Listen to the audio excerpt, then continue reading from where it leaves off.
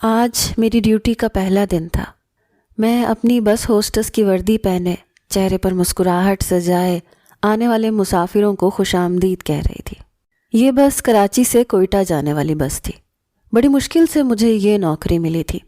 تنخواہ بھی معقول تھی، لیکن میں نہیں جانتی تھی کہ بس ہوسٹس کے ساتھ بھی ویسا ہی سلوک برتا جاتا ہے جیسا کہ ایئر ہوسٹس کے ساتھ۔ جس بس میں میں ہوسٹس کا کام کر رہی تھی وہاں کافی سہولیات تھیں، کیونکہ کراچی سے کوئٹہ کا سفر کافی طویل تھا، اس لیے کھانے تک کا انتظام بس میں کیا گیا تھا، اور مجھے خاص تاکید کی گئی تھی کہ مجھے وہاں موجود تمام مسافروں کے ساتھ بہت ہی خوش اسلوبی سے پیش آنا ہے، کیونکہ جتنا میرا اخلاق اچھا ہوگا اتنا ہی لوگ اس بس میں سفر کریں گے۔ میری اس بس میں نوکری لگنے کی اصل وجہ شاید میرا حسن تھا، میرا حسین چہرہ تھا۔ اپنے چہرے پر مسکراہٹ سجائے ایک ایک کو خوش آمدید کہہ رہی تھی۔ سبھی مسافر اپنی اپنی نشست پر بیٹھ چکے تھے کہ جب بڑی عجلت سے دو نوجوان بس میں سوار ہوئے۔ مجھے دیکھ کر پہلے تو آنکھیں جھپکنا بھول گئے۔ میں نے انہیں خوش آمدید کہتے آگے بڑھنے کا اشارہ کیا، لیکن آگے جاتے ہوئے ان کے ہاتھوں نے میری کمر پر گستاخیاں کی تھیں، لیکن میں اسے محض اتفاق سمجھی کیونکہ بس میں گزرنے کی جگہ کم تھی۔ مگر جیسے ہی سفر شروع ہوا، آخری نشست پر بیٹھے دونوں نوجوان مسلسل مجھے دیکھنے لگے۔ ان کی چبھتی ہوئی نظروں کا اثر تھا کہ میری نظر ان پر جا کر ٹکی۔ میں نے دیکھا وہ دونوں مجھے ہی دیکھ رہے تھے۔ ان کی تیز نظریں میرے یونیفارم پر تھیں، جو کہ کافی چست تھا۔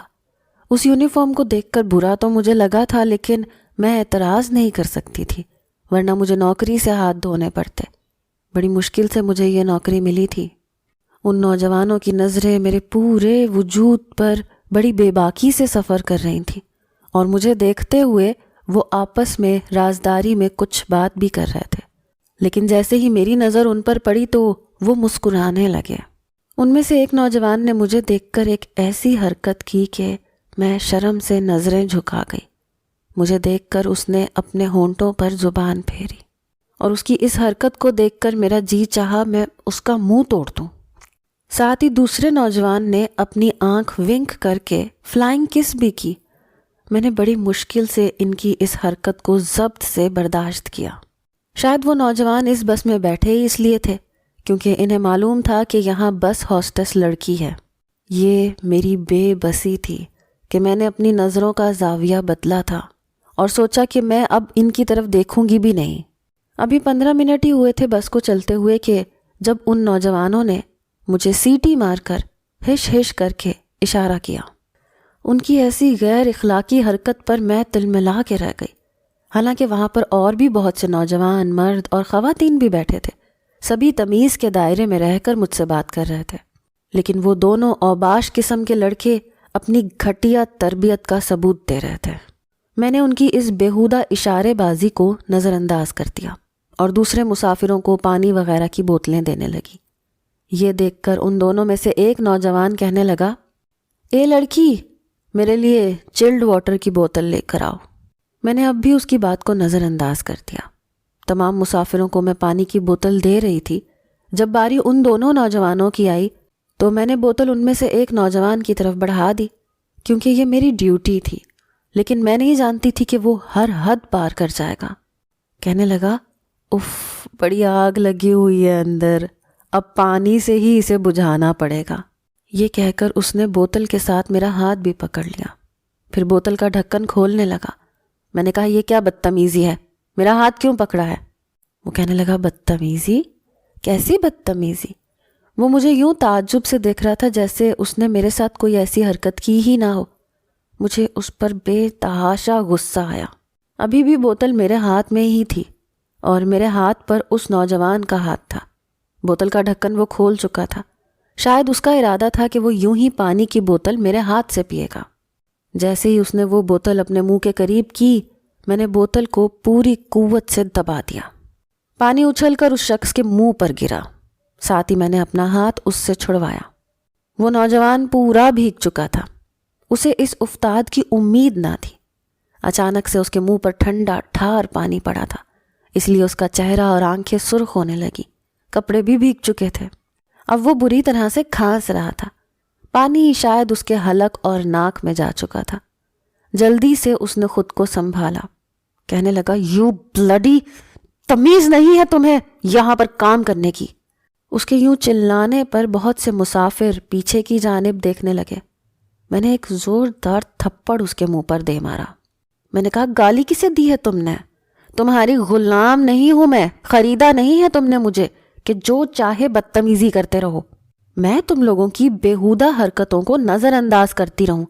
تم لوگ کیا سمجھتے ہو یہاں پر کام کرنے کے لیے آنے والی ہوسٹسز اپنی عزت تم لوگوں کے ہاتھوں بیچ کر آتی ہیں؟ ہمیں صرف تم لوگوں کی آسانی کے لیے کام پر رکھا گیا ہے۔ اس کا ہرگز مطلب یہ نہیں ہے کہ تم ہمیں ذلیل کرنے کا حق رکھتے ہو۔ میں نے بھی چلا کر کہا تھا۔ یہ سن کر بس میں موجود دوسرے نوجوان کہنے لگے کہ بہن جی آپ جائیں یہاں سے۔ میں تھوڑا سا پیچھے ہٹ کر چلی گئی۔ وہ دونوں نوجوان مجھے قہر برساتی نظروں سے دیکھ رہے تھے۔ بس میں سوار ایک نوجوان کہنے لگا تمیز نہیں ہے عورت سے بات کرنے کی۔ یہ سن کر جس نوجوان کے منہ پر میں نے پانی پھینکا تھا وہ اس نوجوان کو کہنے لگا اپنی بکواس بند کرو، ہیرو بننے کی ضرورت نہیں ہے، یہ لڑکی ہے ہی 2 نمبر، جبھی تو گھر میں عزت سے بیٹھنے کے بجائے بس ہاسٹس بنی پھرتی ہے۔ اس کا لباس دیکھا ہے تم نے؟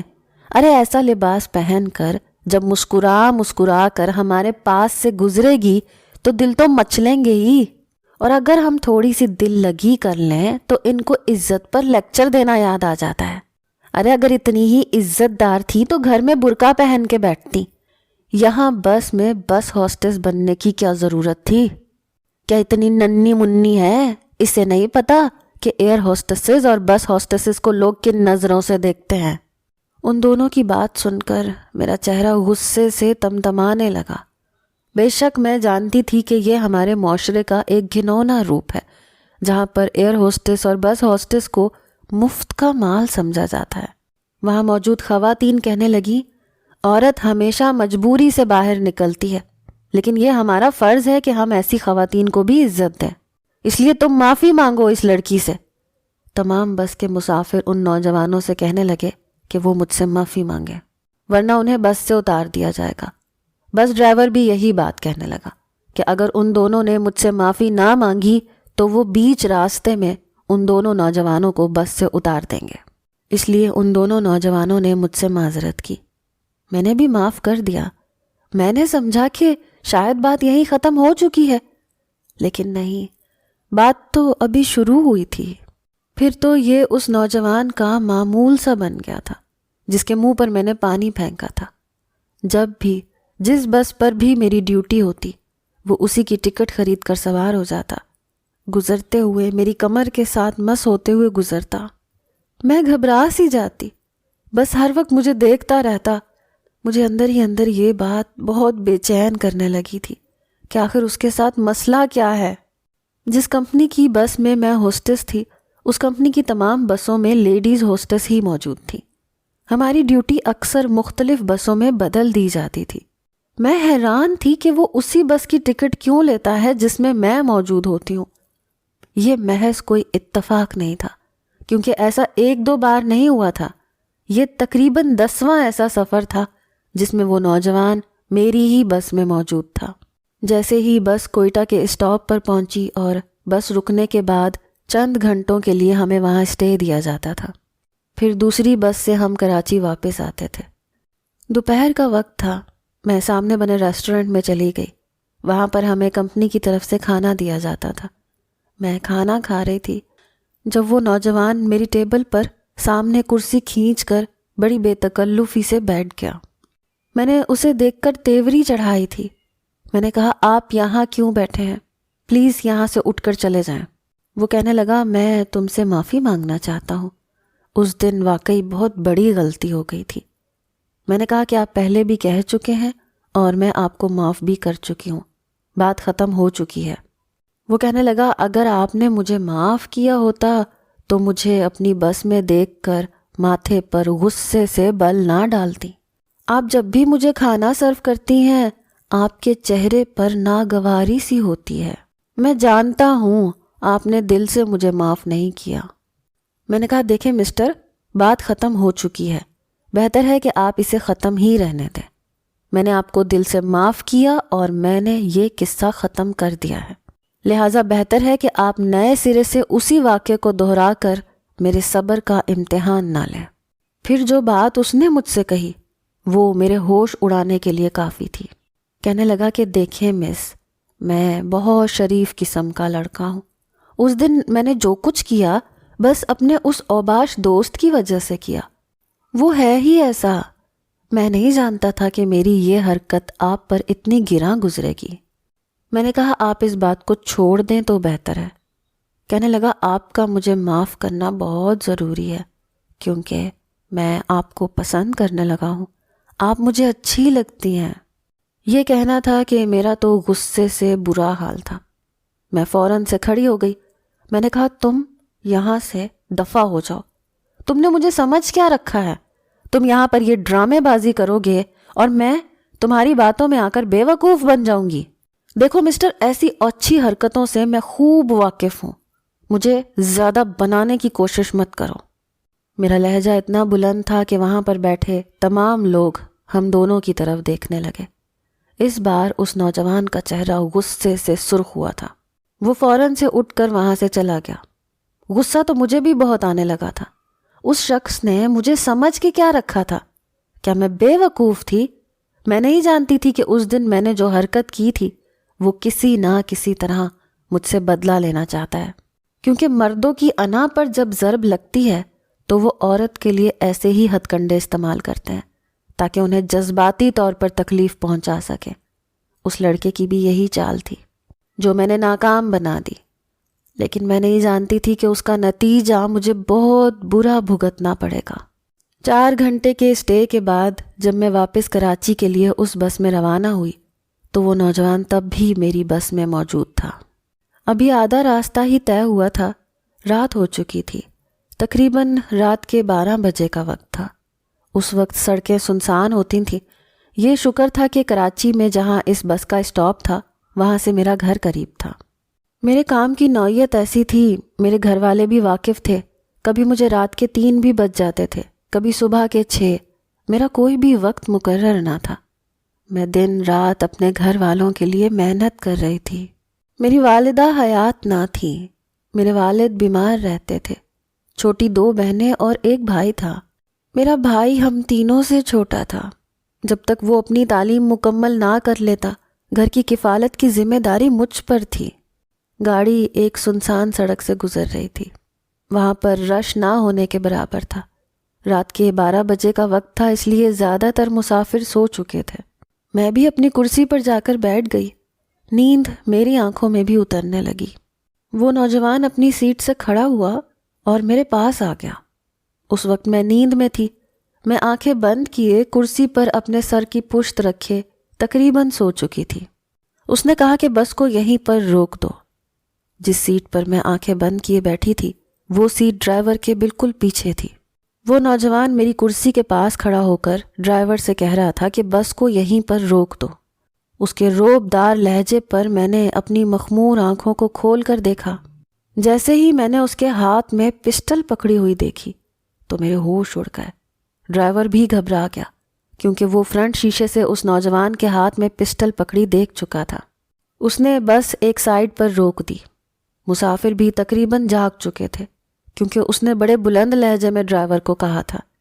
اس نوجوان کے ہاتھ میں پستول دیکھ کر سب ہی مسافر پریشان ہوئے تھے۔ وہ کہنے لگا، مجھے کسی سے کوئی بھی مسئلہ نہیں ہے، نہ ہی میں یہاں پر کسی کو نقصان پہنچانا چاہتا ہوں، مجھے صرف یہ لڑکی چاہیے۔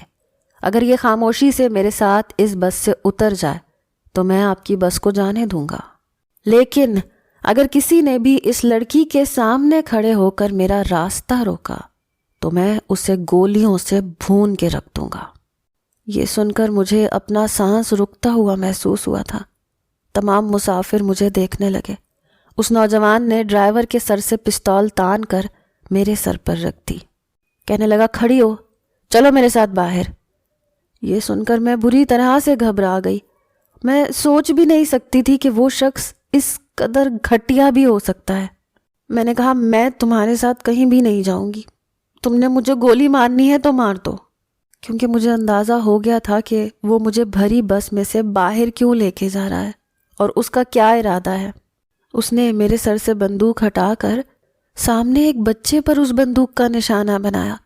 کہنے لگا تمہیں تو نہیں ماروں گا، لیکن اگر تم میرے ساتھ نہیں گئی تو میں یہاں ایک ایک کر کے تمام مسافروں کو گولی سے مار دوں گا۔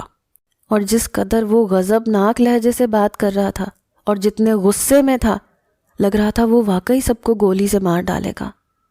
جس بچی کی طرف اس نے بندوق تانی تھی، اس کی ماں نے اپنی بچی کو گود میں بھر لیا، رونے لگی، میرے سامنے ہاتھ جوڑنے لگی، خدا کے لیے چلی جاؤ یہاں سے، ورنہ تمہاری وجہ سے ہمیں بنا کسی قصور کے مار ڈالے گا۔ اور میں یہ سوچ رہی تھی کہ میں کہاں سے قصوروار ہوں، میں نے اس نوجوان کا کیا بگاڑا ہے؟ کچھ بھی تو نہیں۔ لیکن میں جانتی تھی کہ اگر میں نہ گئی تو میری وجہ سے بہت سے لوگ مارے جائیں گے، کیونکہ اس شخص کی آنکھوں میں تو خون اترا ہوا تھا۔ اس لیے میں بس سے نیچے اتر گئی۔ میں نہیں جانتی تھی کہ یہ سب کچھ اس نے پری پلان کیا تھا۔ جیسے ہی میں بس سے اتری، وہاں پر ایک کالے رنگ کی کرولا کھڑی تھی، جہاں وہی اوباش قسم کا نوجوان ڈرائیونگ سیٹ پر بیٹھا ہوا تھا، جو سب سے پہلے اس نوجوان کے ساتھ بس میں سوار ہوا تھا۔ بڑی بے تکلفی سے اس نوجوان نے میرا ہاتھ پکڑا، مجھے اپنی گاڑی کی طرف لے جانے لگا، جہاں اس کا دوست مجھے دیکھ کر بڑی خباثت سے مسکرا رہا تھا۔ میرا دل اس وقت اتنی زور سے دھڑک رہا تھا کہ شاید پہلے کبھی اس طرح سے نہ دھڑکا ہوگا، کیونکہ میں جانتی تھی کہ اب وہ میرے ساتھ کیا سلوک کریں گے اور وہ اپنی اہانت کا بدلہ لینے کے لیے کس حد تک جا سکتے ہیں۔ میں اچھی طرح سے جانتی تھی۔ اس شخص نے مجھے بڑی مضبوطی سے پکڑ رکھا تھا۔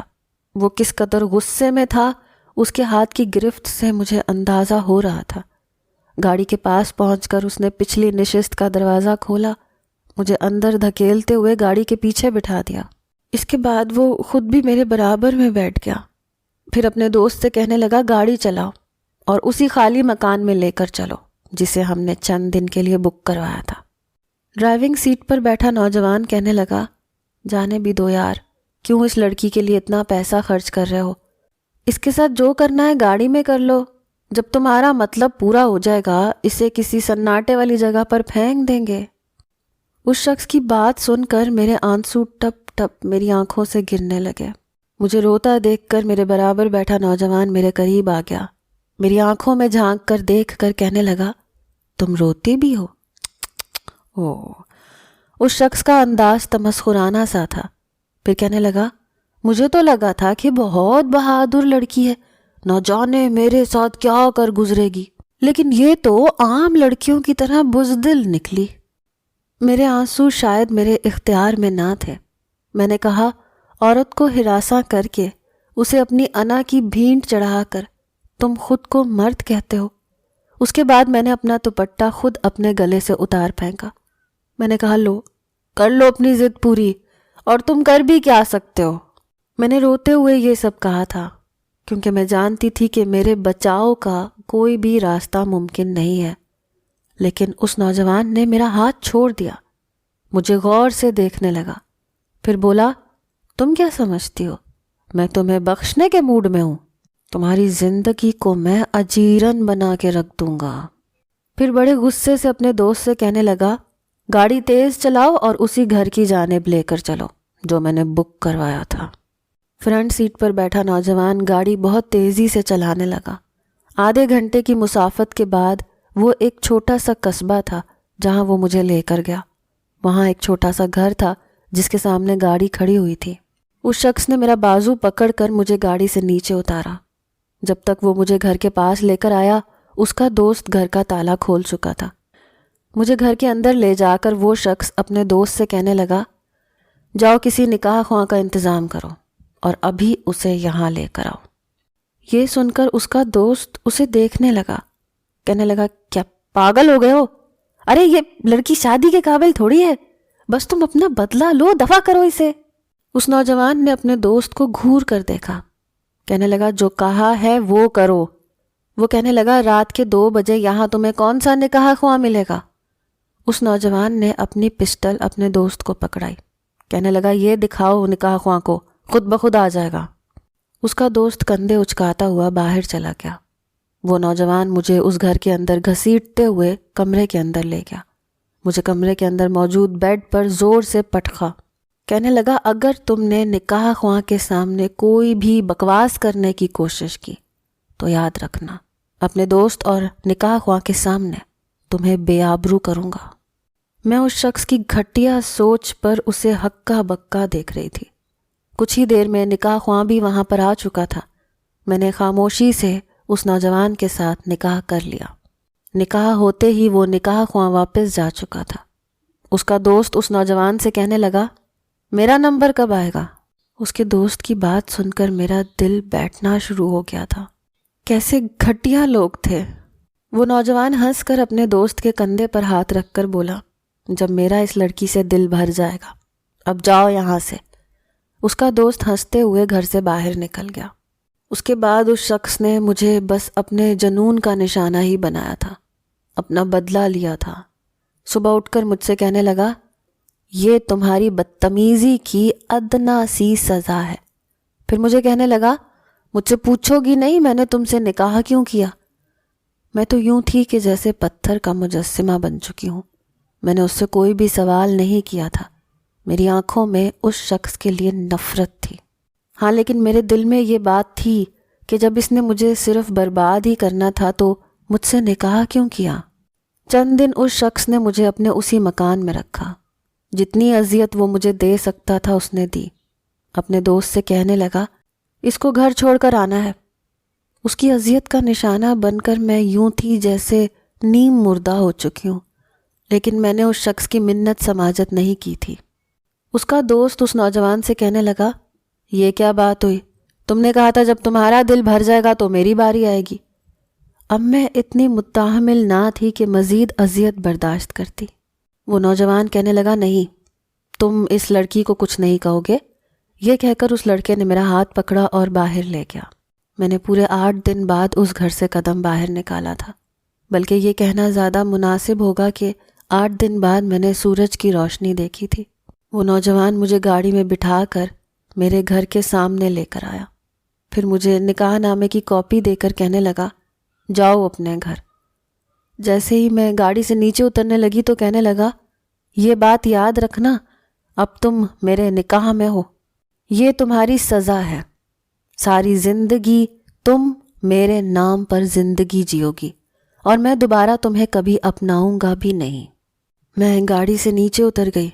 وہ شخص گاڑی آگے بڑھا کر لے گیا. میرے گھر کا دروازہ کھلا ہوا تھا. اندر سے رونے کی آوازیں آ رہی تھیں. میں اپنے گھر پہنچی تو میرے والد انتقال کر چکے تھے. میری دونوں چھوٹی بہنیں رو رہی تھیں. مجھے اجڑی ہوئی حالت میں دیکھا تو کہنے لگی آپی ابا کو تمہارا غم کھا گیا. 8 دن سے تم گھر سے غائب تھیں.